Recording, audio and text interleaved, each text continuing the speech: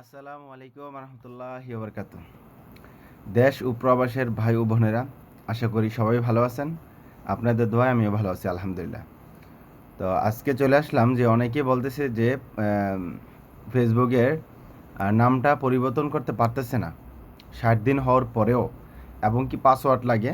আমি বলি যে না, বুদ্ধি বা জ্ঞান থাকলে কোনো কিছুই লাগে না। তবে হ্যাঁ, কিছু কিছু ক্ষেত্রে লাগে। তাহলে আমি আগে তার মানে ড্যাশটার দেখব। হ্যাঁ, জিমেল অ্যাড আছে। যেহেতু জিমেল অ্যাড আছে, তাহলে আমি চেঞ্জ করতে পারবো। নাম্বারটা তেমন একটা করা যায় না, তবে আবার হয়, সাবমিট দিতে হয়। আমি কোনো সাবমিট দেই নাই। দেখেন, নামের উপর চলে গেলাম। আমি তার নামটা আমি চেঞ্জ করব বাংলাতে। আমি রফিউল ইসলাম ভাই। সো দেখতে থাকুন কিভাবে চেঞ্জ করি, কি করতে হয়, কোথায় যাইতে হয়, না যেতে হয়, সম্পূর্ণ দেওয়া আছে। সবাই সুন্দর করে আপনার আইডি কার্ডের সাথে ডেট অফ বার্থডে এগুলি মিল রাখবেন, মিল রাখার চেষ্টা করবেন। কারণ না, কোনো এক সময় যেহেতু এটা আপনার মানে বিজনেসের ক্ষেত্রে আপনি এটা নিতেছেন। এই যে দেখেন, আমি নামটা চেঞ্জ করে শুধু ডান করে দিলাম, সাবমিট করে দিলাম। দেখেন, আমি কোনো পাসওয়ার্ড আমার দেওয়া লাগতেছে না। দেখেন, আমি কোনো পাসওয়ার্ড দিতেছি না। সো যেহেতু আপনারা এটা বিজনেস সাইডে একটা ড্যাশবোর্ড অন করছেন 2 টাকা ইনকাম করার জন্য, আপনারা কি করবেন, ভালো স্ট্রং পাসওয়ার্ড দিবেন, 2 ফ্যাক্টর ওপেন করে রাখবেন। তারপর ভোটার কার্ডের সাথে কিংবা পাসপোর্টের সাথে মিল রাখার চেষ্টা করবেন। আমার কথা আবারও বোঝার চেষ্টা করবেন। Voter card, driving licence, passport যে কোনো একটার সাথে মিল রাখবেন। আমি আপনাদেরকে বলবো যে ওইখানেই ফোকাস দেন, যে ভোটার কার্ডটার উপরই। কেননা ভোটার কার্ডটা এই দিয়েই কিন্তু আপনার টিন সার্টিফিকেট তৈরি করতে হবে, এবং কি ওইটার সাথে মিল রাখলে আপনারা কোনো আপডেট দিতে হবে না। সো আপনারা আপডেট যদি আপডেট দেন বারবার, তাহলে আইডিতে কিন্তু সমস্যা হয়। আর আপডেট কিন্তু সবসময় দেওয়া যায় না, একটা রুলস কিংবা একটা নীতি আছে। তো এইগুলি আপনারা মনে রাখবেন, সবসময় খেয়াল করবেন। যে আমি এখানে নিকনেমের জায়গা দিয়ে দেবো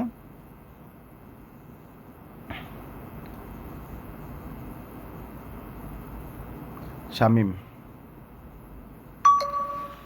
সো সবাই এভাবে চেঞ্জ করবেন। এভাবে চেঞ্জ করলে আশা করি চেঞ্জ হয়ে যাবে। আমি তার আইডিটার নামটা চেঞ্জ করলাম।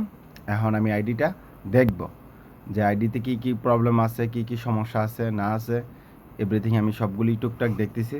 হ্যাঁ, আবার এর মধ্যে আমি কন্টেন্ট মনিটেশনের জন্য আবেদন করে দিব।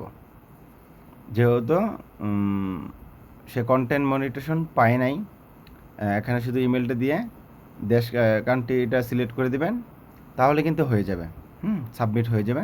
সাবমিট করা যায় 2 ধরনের।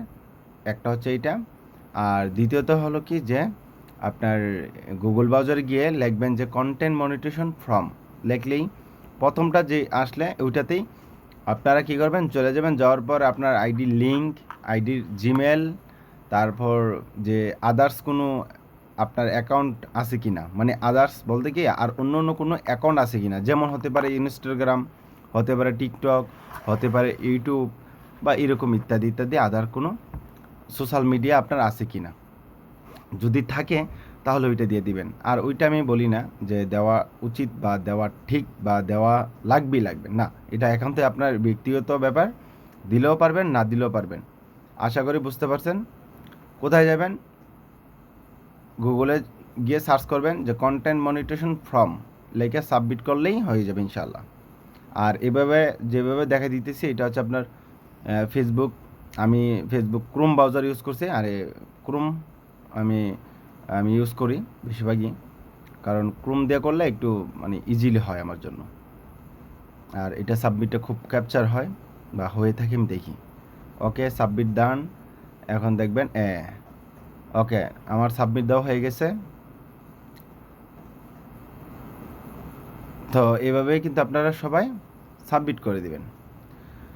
তো সবাই ভালো থাকবেন, সুস্থ থাকবেন, শান্তি থাকবেন। প্রতিটা আইডির প্রতি গুরুত্ব দেন।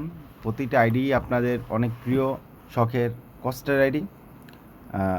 ধরে রাখার চেষ্টা করবেন, কোনো ভায়োলেন্স কিংবা কোনো হ্যারাসমেন্টের শিকার হবেন না, কাউকে করবেন না। ধন্যবাদ সকলকে।